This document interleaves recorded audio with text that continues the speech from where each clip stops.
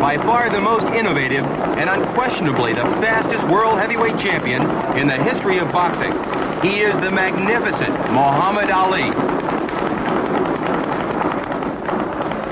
I was just sitting down thinking back when I was a little boy in Louisville, Kentucky, fighting my first amateur fight, Ronnie O'Keefe. I won on a split decision in the third round. And I was paid $4 for the fight. And I was on local television in Louisville, Kentucky. The show was called Tomorrow's Champions.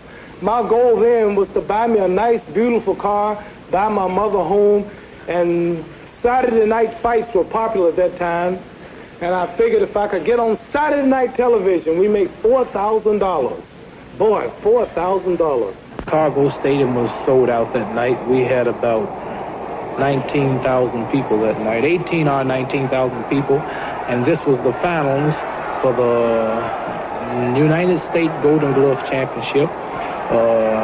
Jimmy Jones is a tall fellow, about an inch and a half taller than me. And he had a lot of straight, fast left jabs. He was about 22 years old. I was 17 years old. And my speed beat him. I did a lot of footwork, a lot of dancing, a lot of moving in and out. He finally got tired. And in the third round, I beat him. But the first two were close. I won, but the third round, I really beat him. And that won me the fight. In the Olympic tryouts, I fought Allen Hudson. That was the biggest fight I had here in the United States. That was for the United States Olympic Championship. And the winners later went on to Rome. And naturally, I was the winner. I went on to Rome and won the World Amateur Championship. But this fight, particular fight with Allen Hudson, was for the United States Light Heavyweight Golden Glove Championship.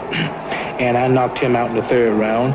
He was a bad, fast left hooker. He was knocking out everybody with left hooks. Wow, I see what you mean.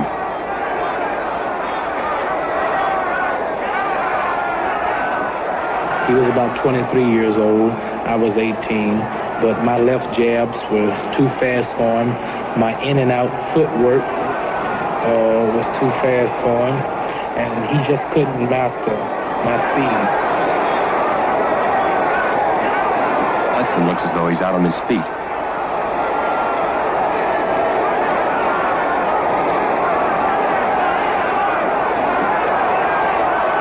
I just got in from Rome, and I've been flying all day for the last 2 days, so I'm pretty tired and still a little nervous. Cassius, it comes to mind that most fighters, of course, reach their peak about 25 to 28 years old. You're only 18. Have you given any thought to a collegiate career and then turning pro after that? I'm quite sure with the Olympic title in back of you, you would have no difficulty in getting a scholarship to a good college. Well, I was thinking about it. Right now, it all depends on when I want to turn professional. If I turn next year, I would be a full-fledged heavyweight, but next year. But like if I turned into weight soon, I would have to fight heavyweight because I would have to spot too much weight if I'm not. Cassius, of your 4 fights, which one gave you the most trouble? Well, the last fight, the boy from Poland, he was... Petrakowski, I believe. Yes, that's close. He was real determined, and it's hard to beat a guy when you reach the final bout because it's hard to beat a guy when he has his mind made up that he wants to win. So he was the roughest boy, but for the first 2 rounds, I had a little trouble getting started. Mm-hmm. Did the left hand bother you? He's a left-hander. He was a left-hander. I was beat last year by a southpaw, the name of Raymond Johnson, but I've been training since then, and I've caught on to him. But fast pace. For the first 2 rounds, I tired him out. The third round, he was mine. And, you met the champion, Floyd Patterson, I understand. Floyd, yes, Floyd came by to see me. We had a little talk, but it was a friendly talk. But if possible, I would like to fight him one of these days. So he didn't look at me right, so I didn't look at him right. We were friendly. An 18-year-old amateur boxing champion with a charming smile took a physical examination for his first professional fight. That evening, Tony Hunsaker was to go into the record book as the first professional opponent of the slick boxing Cassius Clay.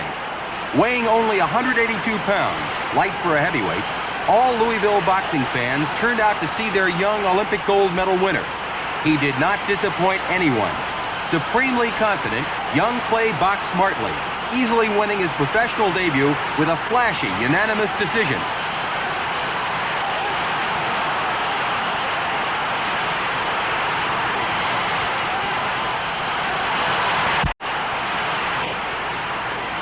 the first professional victory of the confident young Cassius Clay. One of the most unique confrontations took place a few months later, but no one realized it. Ingemar Johansson in black trunks, training to fight Floyd Patterson, went 3 rounds with speedy young Cassius. The upstart youngster, not knowing his proper place, boxed his way around the ring as if it were he using Ingo for a sparring partner.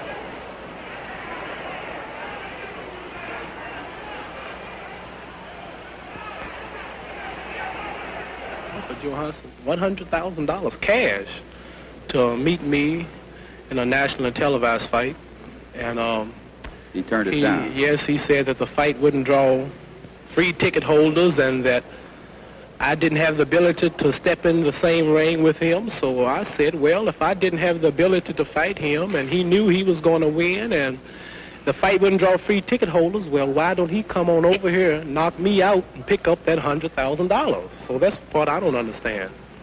Well, Cassius, you've got a big one coming up with Mittef. What's your plan of attack?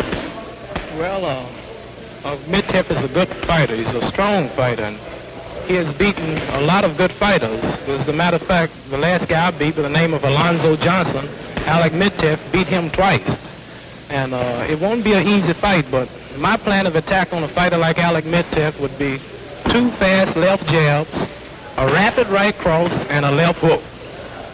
And if he's still standing and the referee is not holding him up, then I'm going to run.